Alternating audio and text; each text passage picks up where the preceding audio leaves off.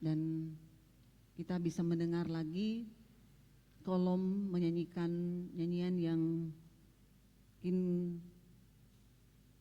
lain ya dari biasanya, dan ini maksud ketika ada lomba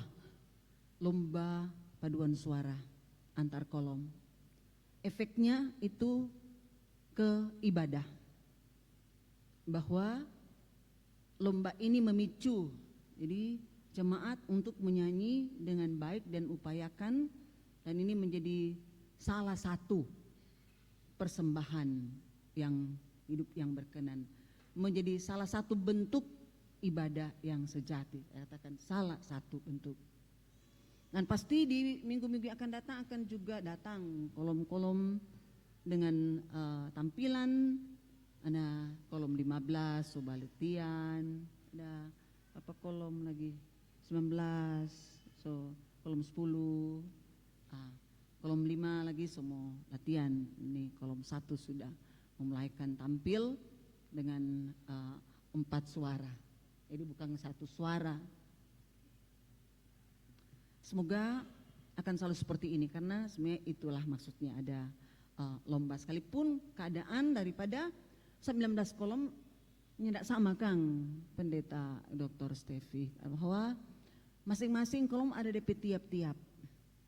Bayangkan kung semua kolom itu so sama semua tuh orang di dalam itu DP karunia-karunia ada, dan memang berbeda-beda.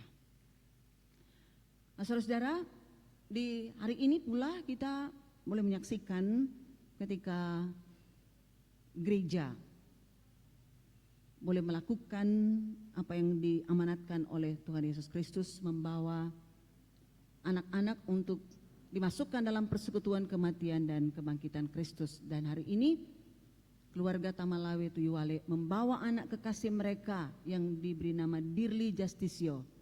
Hari ini tekad mereka, tekad yang sudah disampaikan sudah mungkin dari bulan lalu ya, sudah disampaikan tekad ini, dan bersyukur karena boleh terjadi pada saat ini. Sekalipun ada saja yang datang ujian iman yang datang, yang juga bisa saja membatalkan apa yang telah menjadi kerinduan tekad daripada keluarga.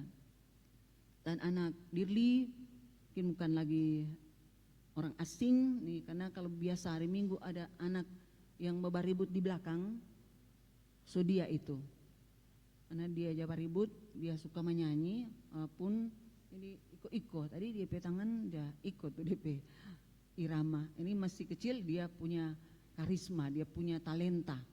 Nah, beda DP oma, lain kali biar so tahu suara bagus, tapi dia kalah di dia punya irama itu. Tapi ini anak ini dia coba gerak sendiri dia apa.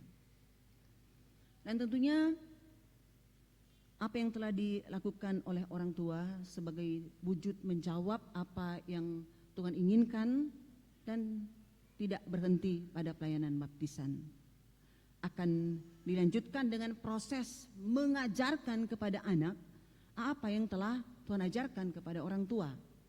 Karena yang pertama menjadi guru bagi anak adalah orang tua,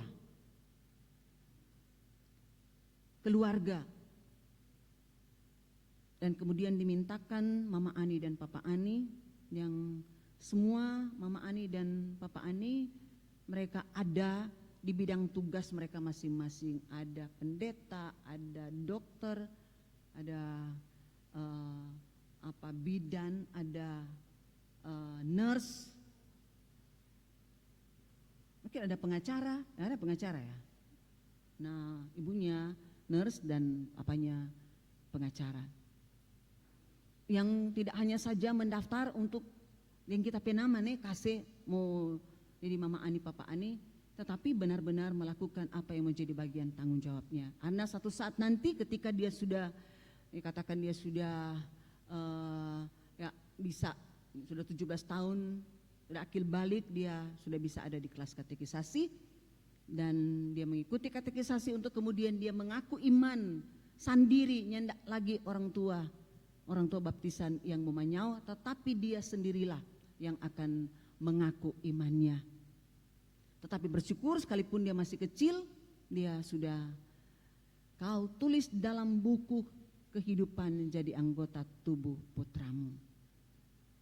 Sekalipun masih kecil, dia sudah menjadi milik Tuhan melalui peristiwa baptisan dalam kematian dan kebangkitan Kristus.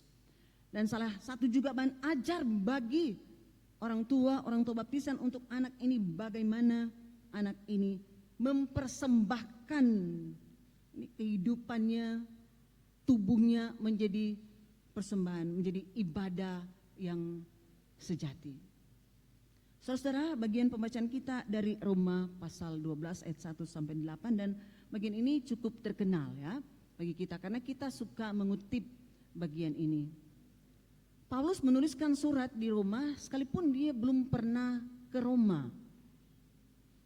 Kalau kita baca surat Roma dari pasal-pasal pertama, dia menyampaikan keinginannya, kerinduannya untuk ke Roma. Memang banyak sekali hambatan bagi Paulus untuk menuju ke Roma.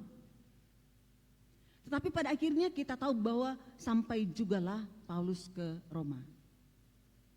Ada yang mengatakan bahwa ini juga ketika penginjilan itu dimulai dari Yerusalem dan dia bergerak ya. Yerusalem, Yudea, Samaria dan sampai ke ujung bumi. Saat itulah Paulus sampai ke ujung bumi di Roma. Karena Roma adalah ya pusat ini. Nah, ya, ibu kota dari kerajaan yang terkenal pada waktu itu, bahwa di Roma datang berbagai orang dari segala suku bangsa dan dari situ juga akan menyebar Injil ke tempat lain. Tapi surat Roma disampaikan mendahului kepergian Paulus di Roma. Paulus sudah cukup dikenal sehingga mungkin ada yang salah memberitahu tentang Paulus kepada jemaat yang ada di Roma. Jadi Paulus perlu memperkenalkan apa yang Paulus ajarkan, apa yang dia pahami tentang Yesus Kristus, bagaimana orang Kristen menjalani kehidupan. Oleh karena itu dia kemudian mengirimkan surat supaya orang tidak salah paham. Orang Kalja Mutasi sebelum datang di Tampa itu orang sudah cari tahu dia ini bagaimana. Oh, cari tahu. Kita ada dengar dia kata begini. Jadi buktikan dulu ya, karena ada orang dengar seperti ini, ada dengar dari jemaat yang tidak senang tuh pendeta. Kok dia bilang tuh pendeta itu begini. Kadang orang tidak mau dengar tentang yang baik yang dilakukan oleh pendeta sebelumnya. Jadi ada kata orang begini, jadi ada yang sebelum pergi orang setolak karena oh dia KTN seperti itu. Ada orang yang kemudian buka DPFB, DP status apa. Ada yang kemudian pernah tanya Pak kita, pendeta, masa tuh pendeta status ini ada di kumpulan, ini ada di ini di seperti dugem. Kita bilang belum kuat terima, soba komen.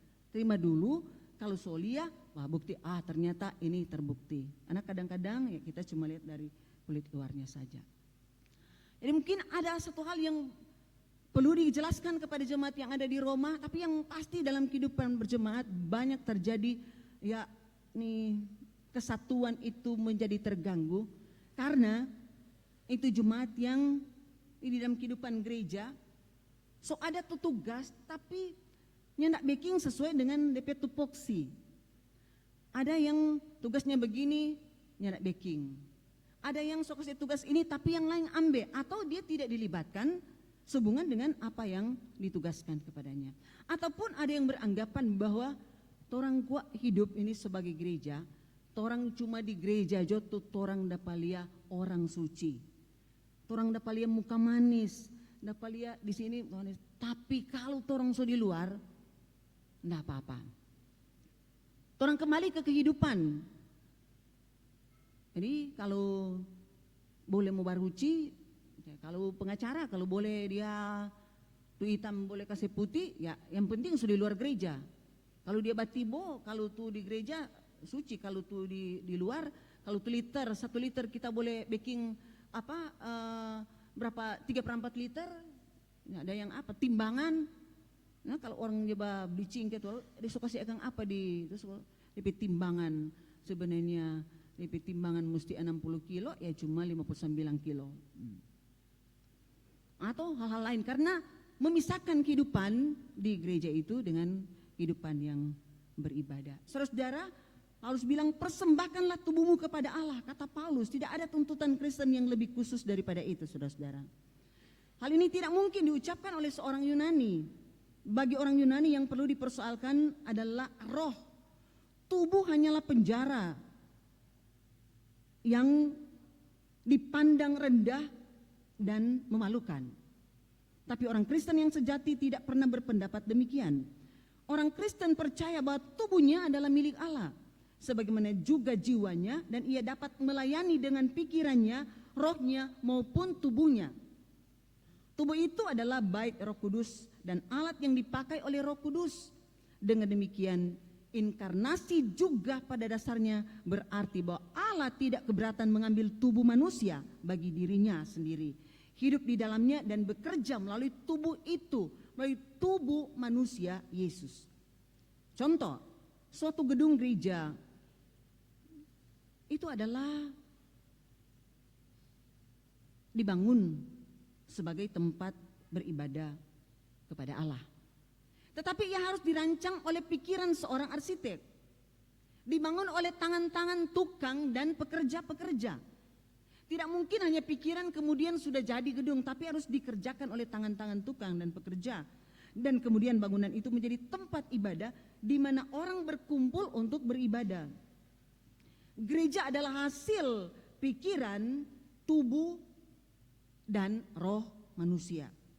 Oleh karena itu kata Paulus, ambillah tubuhmu, kerjakanlah semua tugas-tugas yang harus kamu kerjakan setiap hari.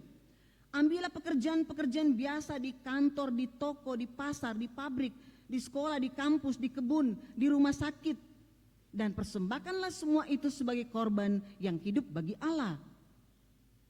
Kata dalam ayat 1 selama ini diterjemahkan sebagai ibadah, mempunyai suatu sejarah yang menarik. Ini agak untuk mengerti bagian ini. Kata latreia itu adalah kata benda dan kata kerjanya adalah latrein. Latrein berarti bekerja untuk mendapatkan upah atau gaji. Kata itu dipakai untuk pekerja-pekerja yang bekerja bagi seseorang dan sebagai ganti tenaga dan usahanya. Orang itu kemudian membayarnya. Itu merupakan pekerjaan sukarela dan bukan perbudakan. Kemudian artinya mulai dipakai dengan melayani. Dan akhirnya mengandung arti apa yang kepadanya seseorang mengabdikan seluruh hidupnya, itu ibadah. Misalnya seseorang bisa dikatakan sebagai latrein kale, yang artinya memberikan hidupnya dalam pelayanan keindahan. Jadi pelayanan keindahan, kali itu indah, latrein itu pelayanan. Dalam pengertian itu artinya sama dengan mengabdikan hidup kepada pekerjaan itu. Jadi pengabdian kepada pekerjaan itu. Akhirnya kata itu menjadi kata yang khusus mengenai orang yang mengabdikan dirinya kepada dewa-dewa. Dan di dalam Alkitab kata itu tak pernah berarti pelayanan kepada sesama manusia, tetapi selalu dipakai untuk pelayanan kepada Allah dan ibadah kepada Allah. Di sini ada satu hal yang amat penting.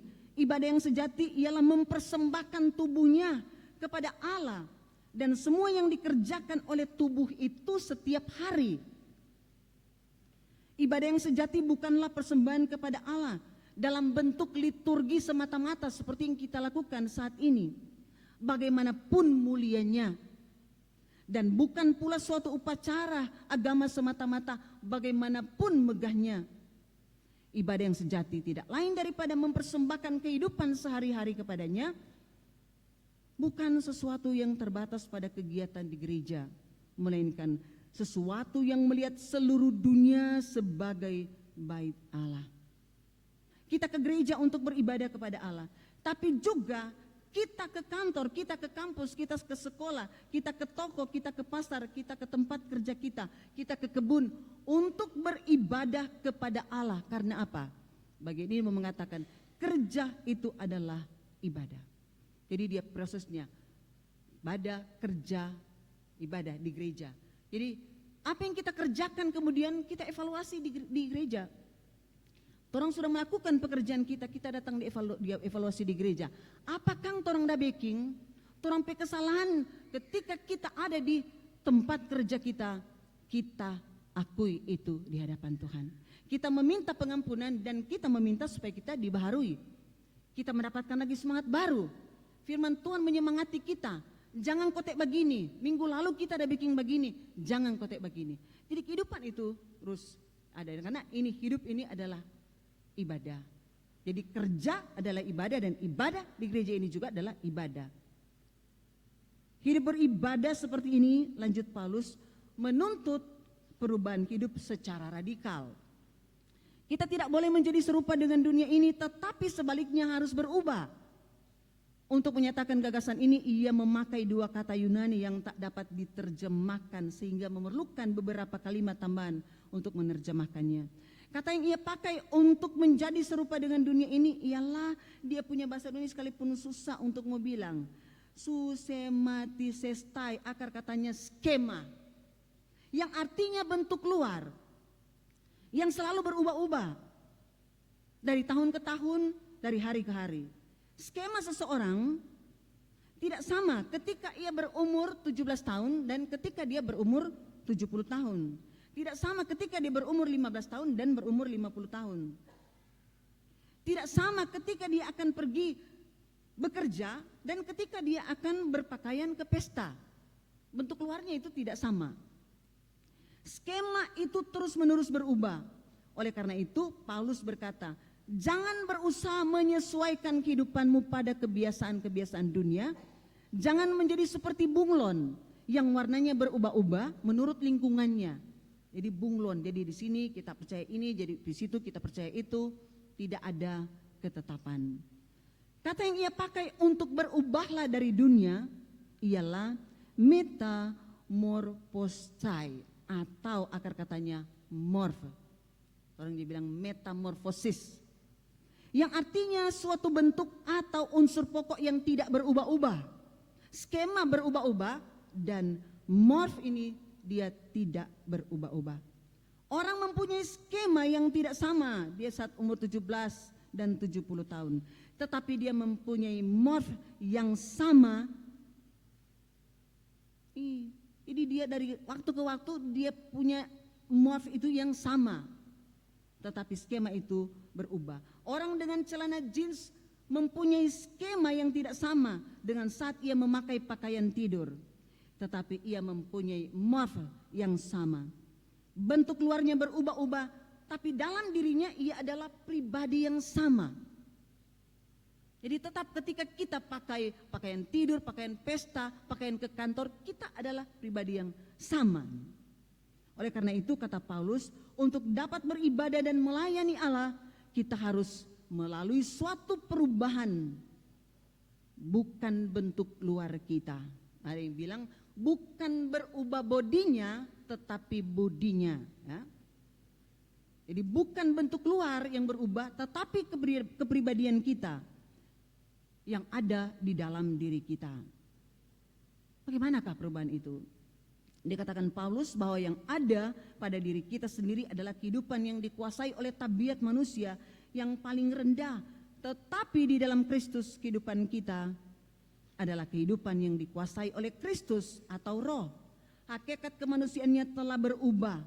Sekarang ia hidup tidak lagi berpusat pada dirinya sendiri, tetapi kehidupan yang berpusat pada Kristus. Ini harus terjadi kata Paulus, yaitu dengan pembaruan budimu. Ini kata yang dipakai untuk pembaruan adalah itu menurut sifat ya atau hakikat. Orang yang berdosa berubah pada jalan, orang kudus adalah orang yang berubah budi. Seperti pada waktu beberapa hari yang lalu ada penatua PKB status telah kembali ke jalan yang benar. Orang bilang, siapa yang sudah pergi? Ternyata telah kembali ke jalan yang benar. Ada orang yang kebiasaannya itu minum-minum, tapi ternyata ketika dia bisa berolahraga, ya telah kembali. Jadi dia berada di jalan yang menuju kebinasaan, kemudian dia berbalik. Telah berubah. budinya, berubah perilakunya.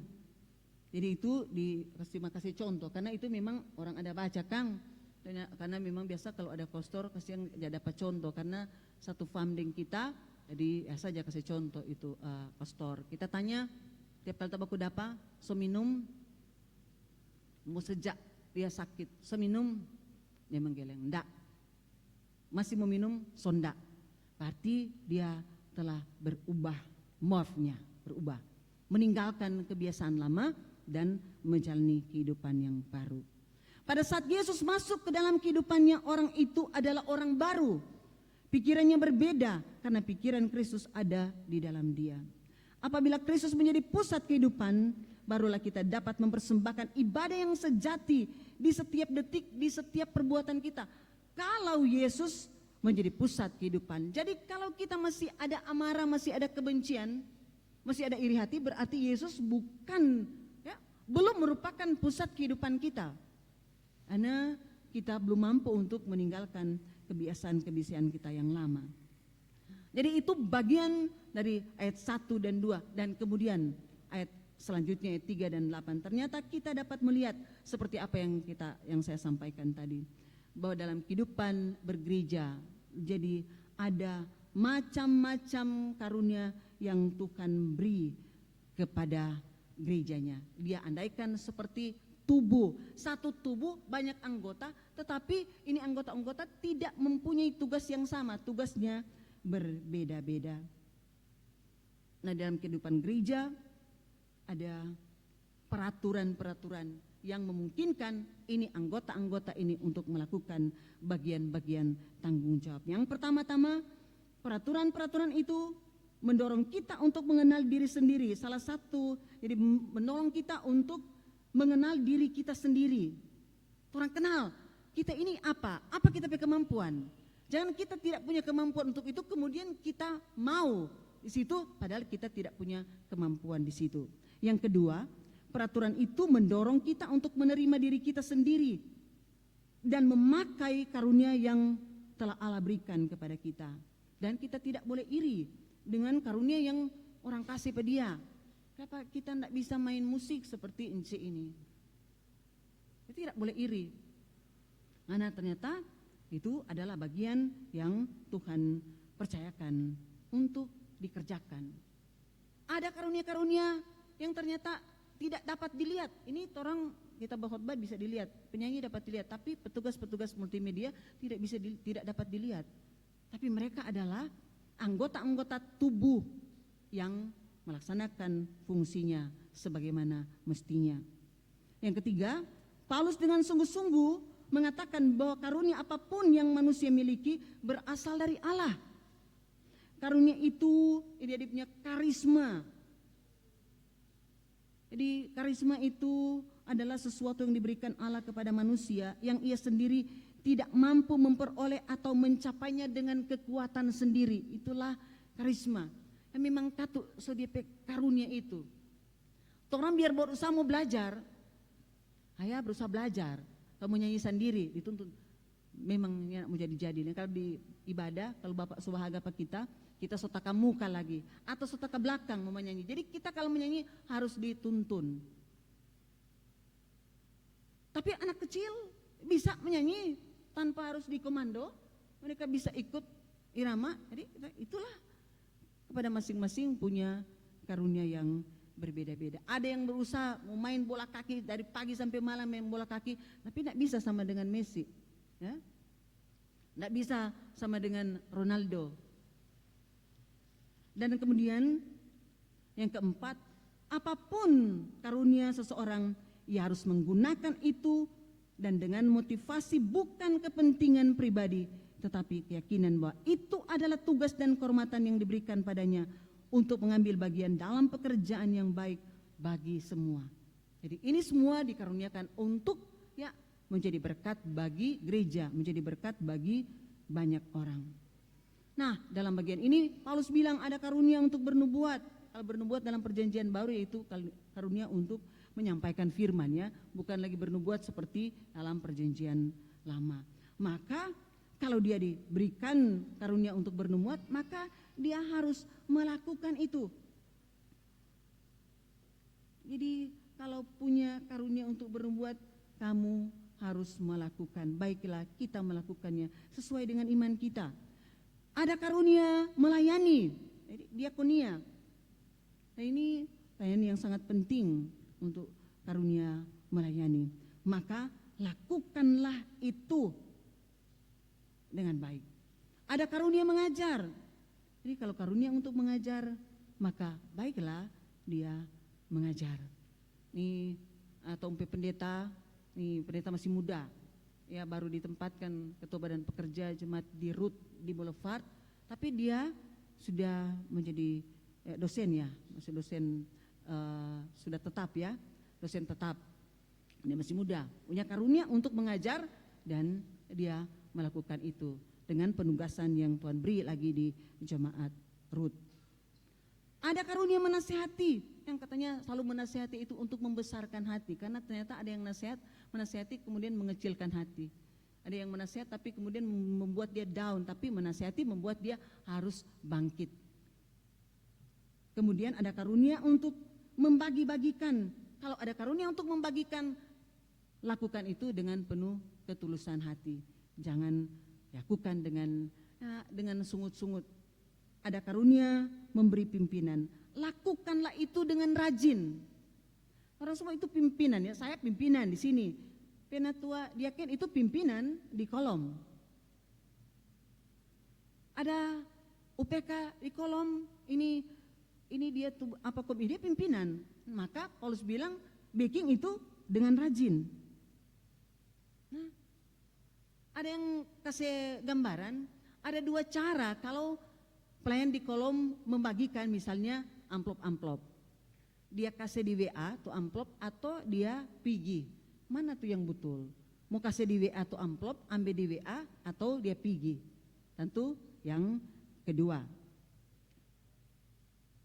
Ada yang bilang ada dua cara untuk menyiapkan pelajaran kalau dia sebagai seorang yang memimpin atau sebagai guru.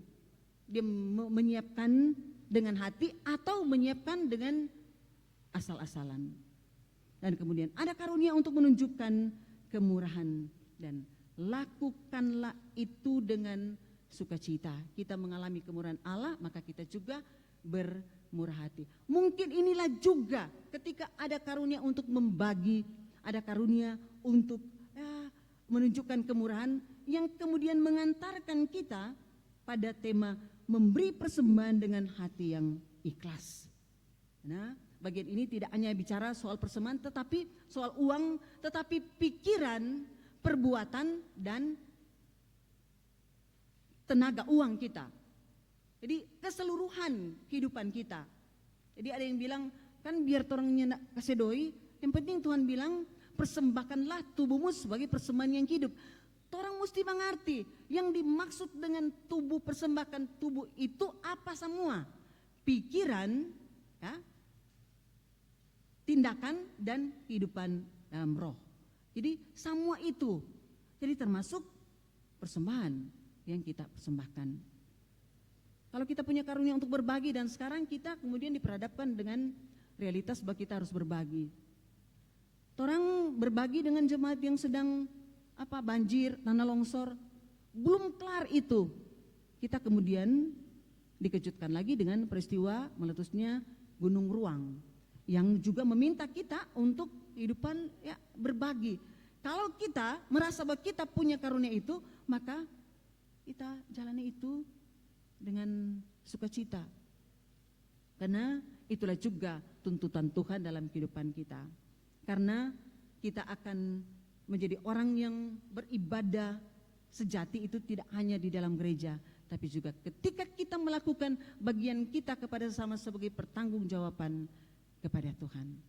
Maka inilah juga sebagai bahan ajar bagi anak ini dan kepada mereka yang akan dilantik sebagai panitia festival multimedia, bahwa di dalam panitia ini juga maka harus nampak bahwa panitia ini adalah panitia gereja. Bukan karena ada di bidang teater jadi bisa kita kemudian menjalani kehidupan ini, yang penting kok orang ini di teater jadi sama dengan di gereja. Jadi bagian pembacaan kita menunjukkan bahwa kita mempersembahkan tubuh kita sebagai persembahan yang hidup. So semua itu, apa yang kita perankan di kerja kita dan di ibadah. Ibadah kita datang dengan kesucian, begitu juga kita menjalani kehidupan di keseharian kita. Amin.